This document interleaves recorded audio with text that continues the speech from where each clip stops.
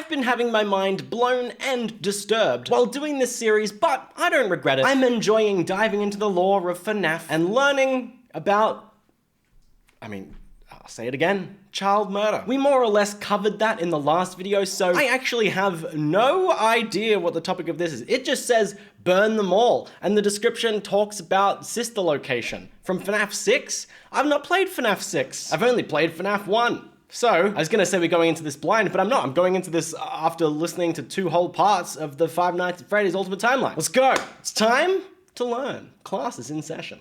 About child murder and robotics. Hello Internet, welcome to Game Theory and page 20 of our final FNAF timeline. This is getting ridiculous. The dedication he's had though, oh my gosh. The loss of his young son in 1983 caused him to make one fateful promise that would ultimately serve as his driving force for decades. I will put you back together. Which I still don't quite understand. I know what the promise is for, but I'm slightly confused by the chronology. Because at the time of him saying that, did he know about the whole souls fusing into metal thingy? And so his plan is to harvest his son's soul or something? One night in a fit of rage, he lashes out against Henry's young daughter Charlie, his first murder. This moment becomes the first domino to fall in a long sequence of events that ultimately destroys William's life and the lives of those around him. That tends to happen when you start slaughtering kids. Deaths of 10 more children across 2 10! I didn't count as we went. Was there really? Oh, there's 10. That's a lot of children dead. Giving Afton his first exposure to Remnant and the potential solution for bringing his son back to life. The need to learn more about this miraculous power leads him to produce the Funtime animatronics, as well as their capture devices. The feature that I deemed unnecessary because I thought that it was just a gift for his kid. And I'm like, if you're gonna make a gift for your kid, why make something where they can grab it and kill the kid? Unless you want that to be a possible outcome. But it wasn't to kill his kids. It was to kill other people's kids. Which is better? Intention, is it? Is it?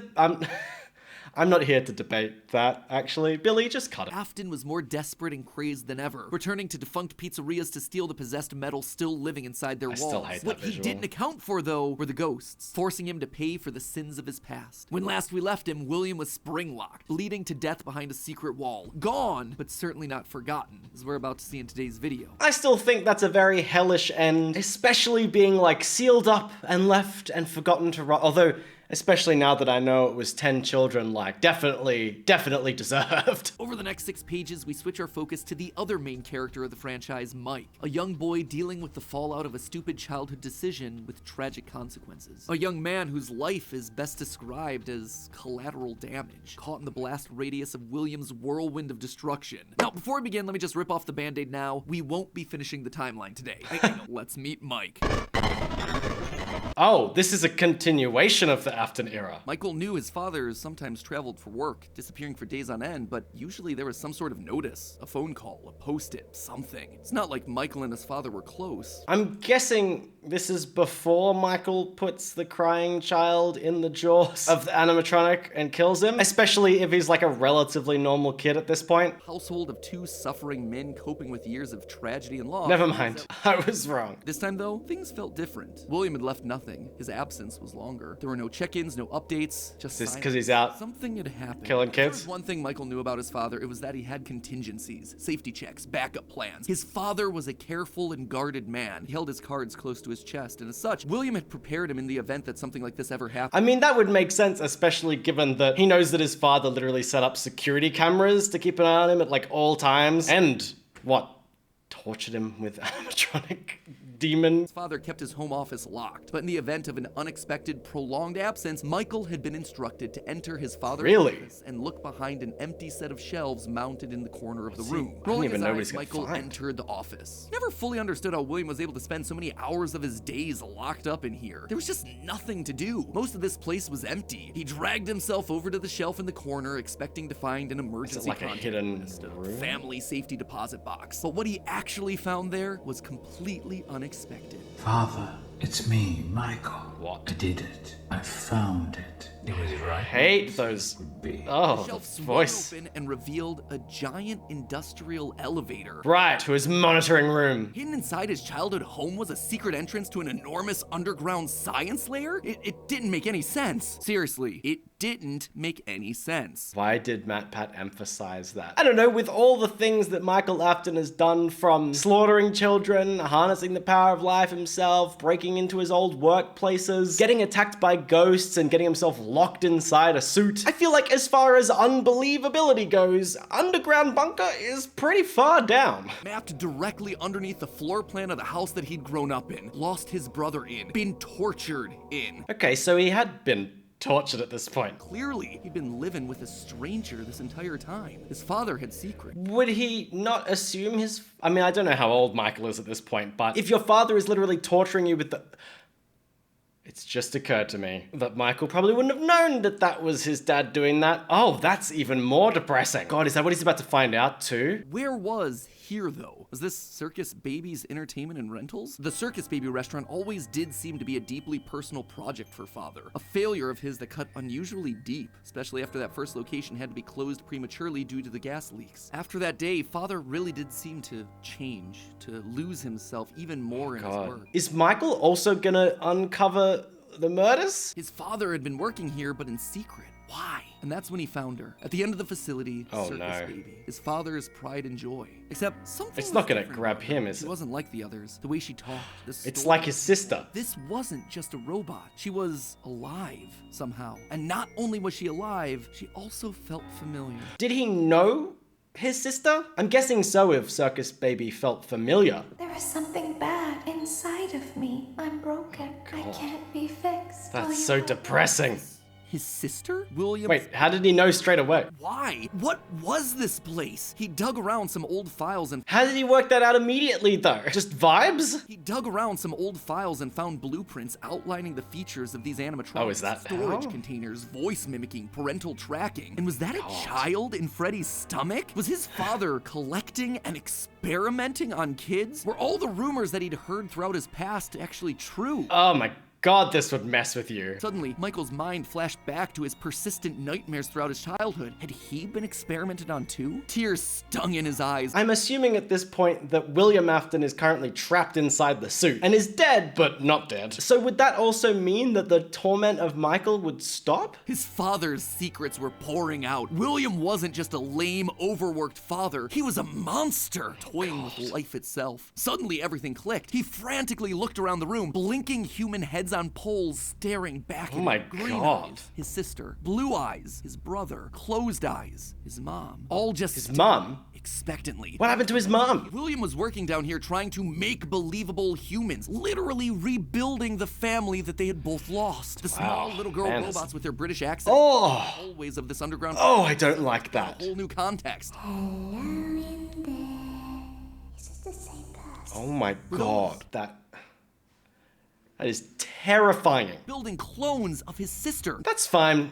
I guess I didn't really need to sleep tonight anyway. They were all there. They didn't recognize me at first, but then they thought I was you. He always did have a bit of a resemblance to his father. Michael's mind. Imagine like being down there, seeing all this monstrous shit, and then realizing that maybe the reason they're not attacking you or doing anything and they're just behaving normally is because they think you are your monstrous father.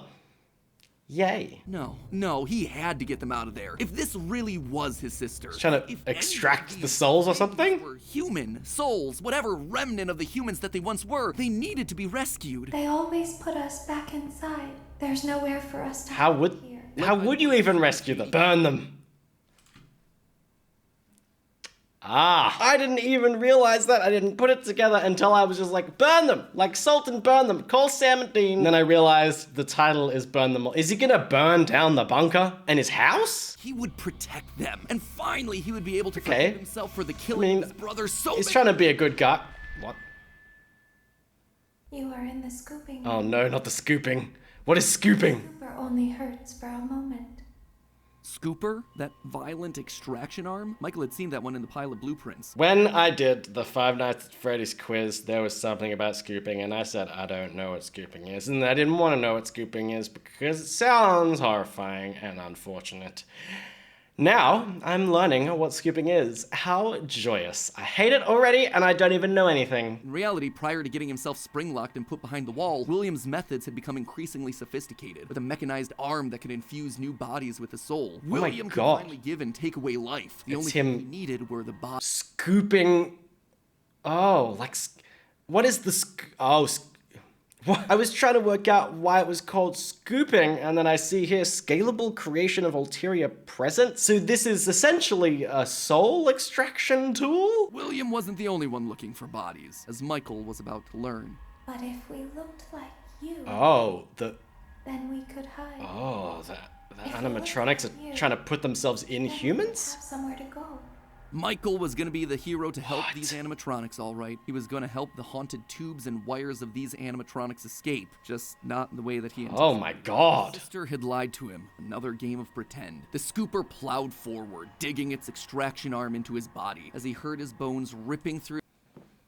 Well, that's not nice. I should be dead, but I'm not. So his soul is somewhere now? What is happening? For the next several months, Michael's life was not his own. Months? Comply with the tangle of wires and spirits that lived inside of him. Wires? Why is he full of wires now? Did they completely reconfigure his body so that they could take it over? Like insert remnant into him or something so that they could attach their souls? My god, this guy has gone through it. Body felt like an overfilled balloon begging to burst as day by day, week by week, his flesh began to sag in his stomach. He was a walking, that is torture. rotting corpse, alive, but wishing he wasn't. Giving me the shivers. And while he did his best to conceal his face, they're like, what is going on? With robot spaghetti could do. The entity in his innards would eventually leave, but by that point, the damage had been done. His decaying flesh stank, turning him into a literal purple guy. So he's still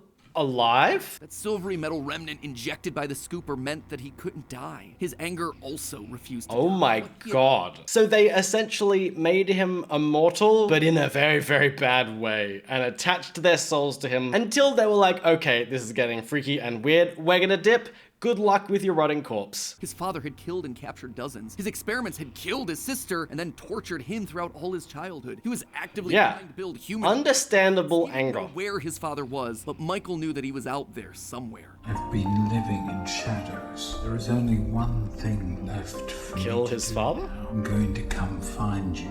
Michael had to correct for the sins of his father. He had to make things right. Michael would burn Fazbear Entertainment to the ground. Okay, that seems like a good goal. Michael's strategy was simple. He would apply for night security guard positions at the old defunct pizzeria locations. That way, no one ever had to see him or smell him during his shift.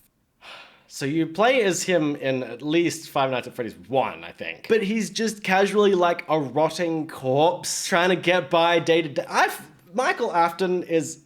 oh, the poor guy. Teenage vandals and squatters were always looking to get inside these abandoned buildings, and yet no one ever really wanted. He also knows that the animatronics are alive, so does he know the danger? One by one, he would take on the job of security guard, changing his name each time to ensure that no one was able to follow his paper trail. Once inside, he could tamper with the animatronics and figure out how they worked, writing about his experiences in his security logbook. While there, he would listen to the old tapes where upper management awkwardly welcomed new recruits to their summer jobs, even though he was working there nowhere near the summer months. He heard the gory details of his father's franchise from the outsiders looking in, confused and afraid about what was happening in the walls around them. Sometimes he would see his brother in the form of the Golden Freddy suit. Does he know that his brother's in there? He was no longer alone. Another angrier presence was also in the suit. It just occurred to me that he spent his whole life being tortured and stalked by nightmare animatronic demon hallucinations, and now he is spending his life, or his like eternal death, being haunted by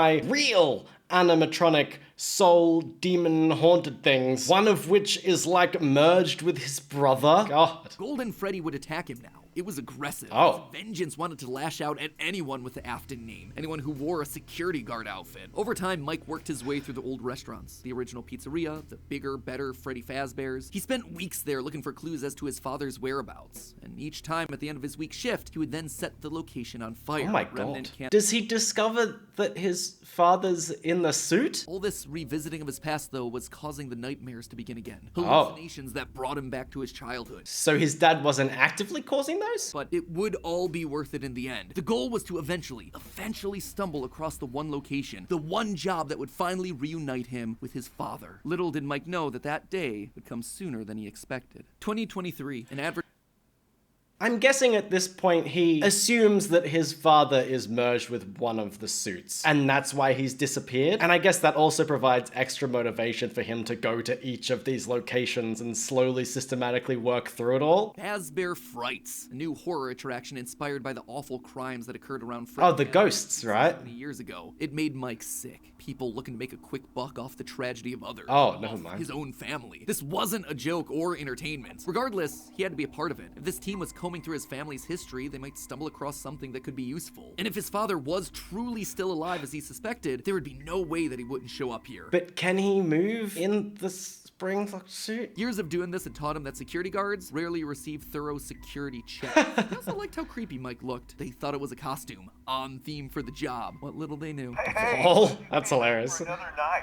I promise it'll be a lot more interesting this time. For weeks, there was nothing. But just as Mike considered giving up, he received the call that he'd been waiting for years. You're not gonna believe this. We found one. A real one. Could this finally be him? Sure enough, there. A real what? Like, what are these people aware of existing? Are they like a bunch of essentially horror fans that are excited about finding an actual haunted animatronic? William inside his iconic golden Bonnie springlock suit, only now it was green and decaying with age. And there they were, a small family of broken men finally reunited. Does William recognize him? Always struggled with the phantoms of his past haunting him, but now all the animatronics he'd encountered over the past months, hopping from pizzeria to pizzeria, suddenly sprang to life. Their burned faces haunting him as he tried to keep track of his father on the cameras. It would seem that William's mere presence had put the spirits on high alert. Ultimately, they were harmless, more annoying than anything else. But there was one that felt different from the others. One that was more than just a mere phantom. The security puppet. If he looked at the cameras at just the right moment, he could see it floating there through the halls. He could even see its reflection in the water pooled on the ground. Okay, so all the others can't actually hurt him? It's just this puppet, or the one that William's in? He wasn't the only one there on a mission. While he was dealing with Springtrap, Michael assumed that this one was likely dealing with the spirits of this place, finally setting him to rest. Or coming after him because it thinks it's William? He felt the air around him release, like pressure being let out of a bottle. The building sighed, as if 5 spirits had finally been allowed to move on. He had the sense that his brother was a part of them. He rigged the wiring inside the building to misfire, and the dry, desiccated walls erupted in flames. It is finished. Or is it? Except, it was not. Of course it wasn't. Through sheer force of will, Afton remained. He had survived. Oh my God. And Mike would need to find a new way of finishing off his father. Luckily, the solution would present itself later that year. Not from Mike, but from another victim. This dude, William Afton, clearly is like awful, evil, psychopath, got so much going on. But like, my God, his sheer perseverance and just will is insane. He's like, no, I refuse to be burnt. I will not. Also, I will spend 30 years in this suit and only be stronger because of it. You're talking about becoming a Fazbear Entertainment franchisee. But does it even still exist? Something almost anyone can do with a limited degree of success. You are now the face of the newly rebranded Freddy Fazbear's Pizza. Fazbear Entertainment as a brand had been closed for years. Yeah. William had been stuck in a suit and a wall. So how is there more? Who legally could bring the franchise back was Henry, but he'd largely pulled out of the franchise around the time of his father's disappearance. Something was up. Surely this had to be some kind of a trick, right? Mike, doing what he did best, applied for a franchise and immediately got the job. Or is it William running it somehow? If you are playing this tape, that means that not only have you been checking outside at the end of every shift, as you were instructed to do, but also that you have found something that meets the criteria of your special obligations under paragraph 4. Are the guards meant to be, like, trying to find stuff for them? Oh. Now he knew something was up here. Henry was luring them all back. Rather than trying to go to them, like Mike had done for years, Henry was doing the opposite. He was putting them all under the same roof. He was finishing them off for good. Mike knew this wasn't meant to be a restaurant. Wait, does that mean that Henry is trying to destroy the rest of the animatronics, or the Aftons, or both? Mike knew this wasn't meant to be a restaurant. It was meant to be a prison, a containment vessel, a locked box meant to trap them all in so they could finally end the madness. I mean, that works. But eventually everyone was there. His father, the puppet, the robot spaghetti that had once violated his body. Oh, that's what that is. He had been instructed to seal the doors and leave, but while he locked everything down, he didn't move on. If this was true, he wanted to stay there as well? The remnant needed to be washed away. He needed to be a part of that. This is where your story ends. God, he just sacrifices himself. Who somehow found this job listing not intended for you. Although there was a way out planned for you. I have a feeling that's not what you want. I have a feeling that you are right where you want to be. And to you monsters trapped in the corridors, be still. So that voice is aware that he's got remnant in him? Is that Henry Emily speaking? And does that mean that this is genuinely the end of it all? If they're burning everything and they're all trapped? For most of you, I believe there is peace and perhaps more waiting for you after the smoke clears. Although for one of you, the darkest pit of hell has William. been put you whole. So don't keep the devil waiting, old friend. And with that, Yo, that is a dope line. Don't keep the devil waiting, old friend. It was over. The Afton legacy died with all of them trapped inside of a literal box. As the flames danced around the office, Mike, for the first time in decades, was happy. But William feels relieved. God, does he still survive? Instead, he found himself locked in moments from his past. The pizzeria, his son's room, his underground bunker. It was as if his brain's neurons were all firing at once, overloaded, mixing and matching. Why? His biggest fears, regrets, failures. What was this place? How did he get here? He called out into the silence. Then they started coming, without warning. Is he able to help? New and old began to jump out at him, bite him, rip him limb from limb. The pain was immeasurable. Make it stop. Make it stop. William, for the first time, he is just in hell. An end to this torture. Just as it felt like he couldn't take it anymore, everything was quiet again. It was as if the world had been reset. There was a brief moment of quiet, and then the onslaught began again. What is happening to him, and why? It was his own personal hell, but why? Why couldn't he just die? And then he saw them, a group of characters he never thought he'd see again. The old ones? Stolen characters that had started. Okay. The mediocre melodies. It had all started to go wrong once they showed up. Once Henry had made them. But mixed in with their obnoxious southern drawls, William heard something else. It was barely a whisper, but he could just make out the words. He tried to release you. He tried to release us. But I'm not gonna let that happen. I will hold you here. I will keep you here. No matter how many times they burn us. What?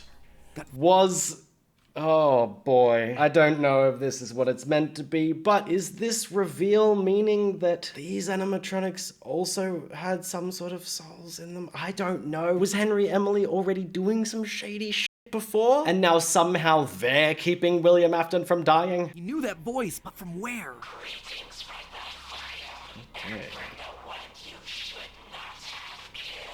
The one Is that Chica again? William thought back. He'd done a lot of awful things, but there was always the one that stood out. Not Charlie, his drunken act of revenge. Not Susie, his first true murder, no. Instead, it was the one that he had lost control with. The one that he had broken beyond repair for no good reason other than because he could. The one that he'd stuffed inside the golden bear that his partner used to wear. Cassidy. They were back, and now they were trying to punish him, to make him suffer like he'd made them suffer. It was almost like William and Cassidy's souls had been locked together, fused by a collective rage and spite, each refusing to move on. Wait, they were locked to get his soul and her soul? Oh, he really is just gonna be kept in his own hell. But while Cassidy was so focused on taking revenge, they actually did the one thing that would be the downfall for so many others. They kept William alive. Still alive. Like, alive? William's will was so strong, his soul so powerful that he managed to put a part of himself inside the circuitry that housed the spring-locked suit. And there, his consciousness lay, inside a single circuit board. Still in the circuit board. But wasn't that burnt too? Or could it withstand it? This guy, man, why won't he just die, you know? Set him free. A person that no one would suspect. Okay, so a bit of a shorter chunk. What? What is this cliffhanger? No. FNAF VR, AR, and Security Breach having so much to explain, I didn't want to rush through things by trying to cram it all in here. Don't worry, I know you've all been patient, but for the day, I did want to talk about the big Orville elephant in the room, Mike's quest for revenge. You might have noticed that I was vague about the dates, and there's a good reason for that. I don't know them. Right. I was talking about the chronology before, like, makes sense if we're not sure. We know with a high amount of certainty that Michael Afton is the character that we play as up until Ultimate Custom Night. Mike Schmidt, oh, the whole time? Security guards for FNAF 1 and FNAF 2 respectively, get fired for, quote, tampering with the animatronics and odor. So weird connection between the two of them, right? But now, look at the phantom animatronics that are haunting us in FNAF 3. They use models from both FNAF 1 and FNAF 2, meaning whoever is sitting in that security guard chair, Fazbear Frights, they have to have seen both locations and their animatronics. And that's not all. Their designs are burnt. Like the fire. Why is that so unusual, though? Fazbear Frights is the first time in the franchise that we hear about anything burning down. From that point on in the story, it's like the characters turn pyro and are suddenly setting fires left and right. But for the first 3 games, nothing ever catches fire. The animatronics are just moved or repurposed in some way. So when did they burn? And why would our security guards see them as being burned? Someone has to have been going location to location, setting these places on fire. So we're still Michael? Is that the idea? You know, we're definitely playing as Mike and Sister Location in FNAF 6 based on the in-game dialogue. And in FNAF 4, there's an Easter egg where we can hear the phone call from Night 1 of FNAF 1, meaning that whoever's in that bedroom has heard the recording of the security so it's guard. still him. We also know that Mike has seen the nightmare animatronics based on his drawings in the security logbook. So overall, there is solid evidence that connects all of FNAFs 1 through 6. You'll also notice how the character encyclopedia doesn't have a page for Mike Afton. This thing has a page for Chocolate Bunny Bonnie, but not Michael. Some tells me they don't want us to confirm how many games he's been in, because that would confirm too much of the theory. Okay, I'm following. Mike accidentally kills his brother in Fredbear's mouth, which begins our story and sets William down his pathway of destruction. Mike is then haunted by the guilt of his past and is looking to make things right across the rest of the game. I still just